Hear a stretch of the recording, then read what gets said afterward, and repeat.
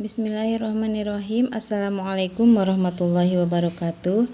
Halo kawan-kawan semuanya, selamat datang di channel Siti Saadah. Mari kita belajar hari ini tentang pengantar komunikasi. Nah, dalam pelajaran mata kuliah komunikasi masyarakat muslim, kita mempelajari handout pertama, yaitu pengantar komunikasi. Nah, dalam pengantar komunikasi ini kita akan mempelajari mengapa komunikasi itu penting. Komunikasi itu penting yang pertama untuk meningkatkan kesempatan karir. Berdasarkan laporan dari National Association of College and Employers, 73,4% dari pemberi kerja mencari kandidat dengan kemampuan komunikasi yang baik. Kemampuan untuk mengkomunikasikan ide secara efektif di tempat kerja adalah kunci untuk membangun hubungan kerja yang baik dan sukses dalam kolaborasi tim. Yang kedua, mengapa komunikasi itu penting? Untuk peningkatan kepemimpinan. Artinya, penelitian oleh Harvard Business Review menunjukkan bahwa pemimpin dengan kemampuan komunikasi yang baik lebih mampu memimpin tim, menjaga motivasi, dan mencapai tujuan bisnis. Mereka yang mampu mendengarkan, memberikan umpan balik konstruktif, dan berbicara secara persuasif lebih mungkin mencapai posisi kepemimpinan. Nah, itu mengapa komunikasi itu penting. Selanjutnya, kenapa lagi komunikasi itu penting? Yaitu untuk peningkatan dan produktivitas.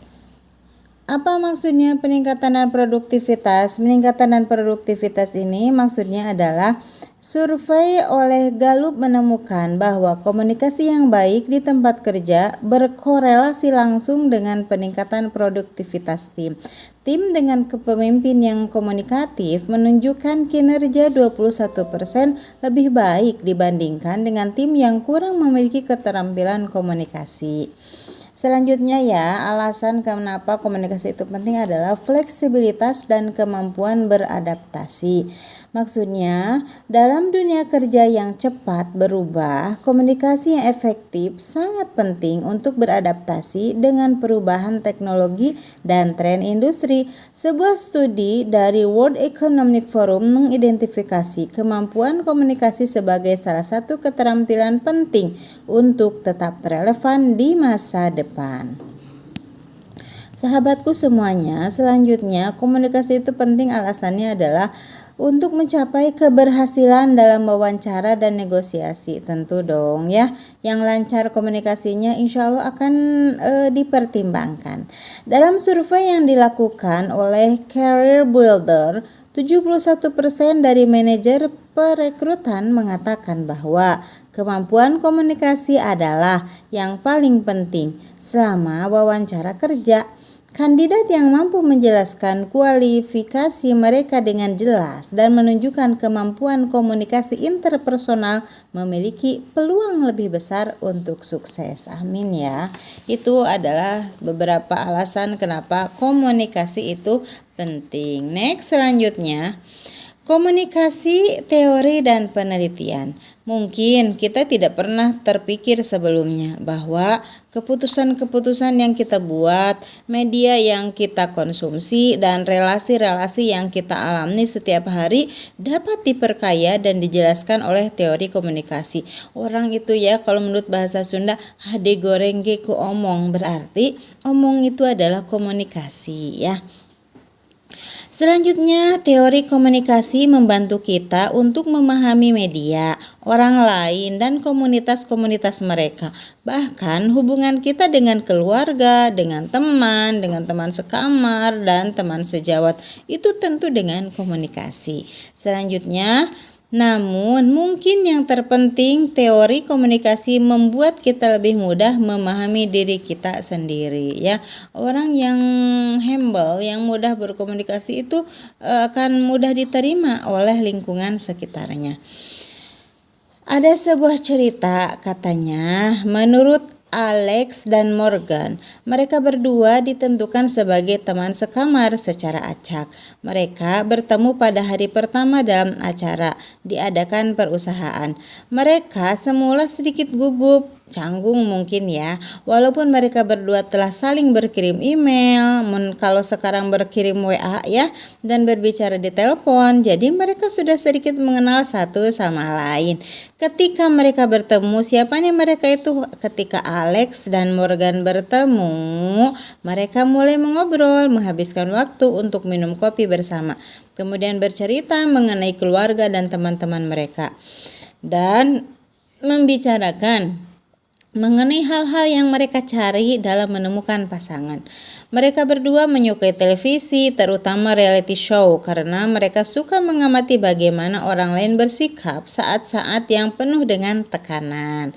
Kemudian, setelah beberapa minggu, Morgan dan Alex menjadi lebih dekat, lebih akrab ya, dan menjadi teman sekamar yang baik. Kemudian mereka pasti menyeimbangkan keinginan mereka untuk menghabiskan waktu bersama dengan kebutuhan untuk menyendiri. Hubungan mereka pasti memerlukan banyak penyesuaian karena jadwal mereka itu berbeda. Bagaimana kawan-kawan beragam teori komunikasi bisa berfungsi dalam kehidupan Morgan dan Alex? Pertama-tama, hubungan awal dari kedua sahabat ini yaitu teori pengurangan ketidakpastian atau uncertainty reduction theory. Mereka saling mengurangi ketidakpastian antara yang satu dengan yang lainnya. Kemudian mereka saling membuka informasi pribadi, yaitu konsep utama dari teori penetrasi sosial atau social penetration theory. Mereka sama-sama suka nonton televisi dan digunakan untuk melihat bagaimana orang lain menjalankan kehidupan mereka. Esensi dari teori kegunaan dan gratifikasi atau use and gratification theory.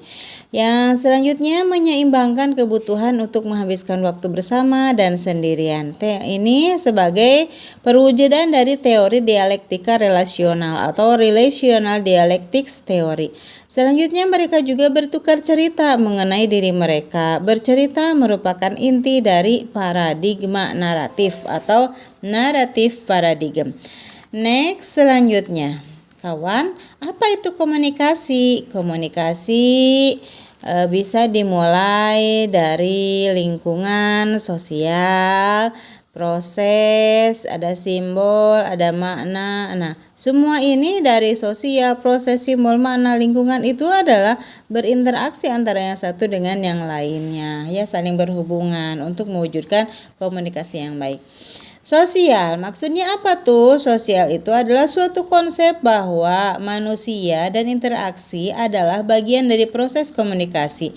Kalau proses artinya adalah suatu kejadian yang berkesinambungan, dinamis dan tidak memiliki akhir. Simbol artinya label arbitrer atau representasi yang diberikan pada sebuah fenomena. Simbol ini ada dua, satu simbol konkret, dua simbol abstrak. Simbol konkret maksudnya adalah simbol yang merepresentasikan sebuah objek. Kalau simbol abstrak maksudnya adalah simbol yang merepresentasikan sebuah ide atau pemikiran. Sekarang kita ke makna. Makna adalah yang diambil dari orang, dari suatu pesan, itu makna. Sekarang lingkungan. Lingkungan maksudnya adalah situasi atau konkret di mana komunikasi terjadi. Maka komunikasi adalah proses sosial di mana individu menggunakan simbol-simbol untuk menciptakan dan menginterpretasikan makna dalam lingkungan mereka. Sekarang konteks komunikasi. Konteks adalah lingkungan di mana komunikasi terjadi. Konteks situasional adalah lingkungan yang dibatasi oleh beberapa hal termasuk orang, jarak atau ruang dan umpan balik. Next, selanjutnya adalah beberapa pemikiran yang berkaitan dengan penelitian dan teori dalam konteks ini. Kita akan membahas pemikiran ini di next video. Terima kasih, sampai jumpa. Like, subscribe, komen, dan share. Assalamualaikum.